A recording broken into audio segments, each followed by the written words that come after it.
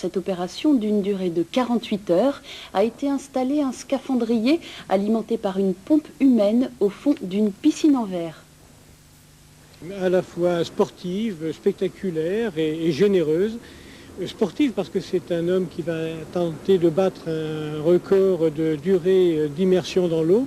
Spectaculaire parce que ce n'est pas tous les jours qu'on verra sur la place de mairie de Rennes un scaphandre évolué, vous savez, un scaphandre comme au siècle dernier, un scaphandre pied lourd, un vrai.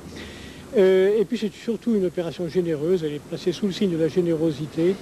Jean-Luc Angladon, le scaphandre, veut associer le public à son défi personnel et en somme, il va l'inviter à l'alimenter en air à l'aide d'une vieille pompe à bras. Une bouffée d'air fournie au scaphandre sera aussi une bouffée d'oxygène pour la recherche sur le cancer dans notre département.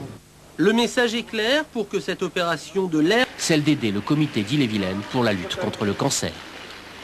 En vue de récolter des fonds pour le développement au centre Eugène Marty à Rennes d'une nouvelle approche de traitement des cancers qu'on appelle la thérapie cellulaire. Cet après-midi à 16h, place de la mairie à Rennes. Une opération qui s'inscrit en fait dans la lutte contre le cancer. Le public est invité en effet à jouer la solidarité. Le scaphandrier devant être alimenté en air. Chacun donc doit venir pomper en donnant 10 francs à chaque minute de pompage. Les intimes. Il faut donc en permanence. Vous pouvez prendre le relais là, sur l'auto. Non mais là ils vont pas assez vite alors. J'en ai joué vite quand on va dire 48 heures d'immersion. Place de la mairie.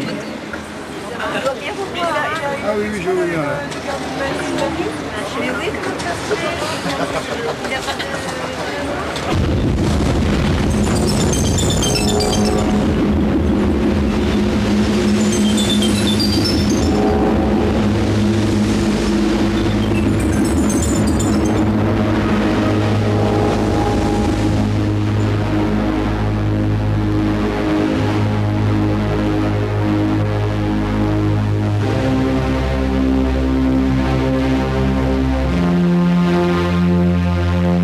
Voulait faire partager sa passion en œuvrant pour une noble cause.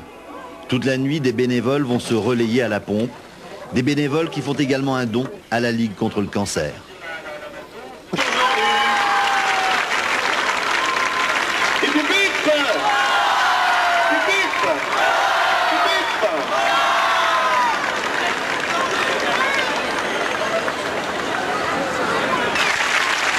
Fatigué, ça se comprend bien. Ça se comprend, bien sûr. Voilà, avec les semelles chargées de plomb également. Voilà, et Jean-Luc.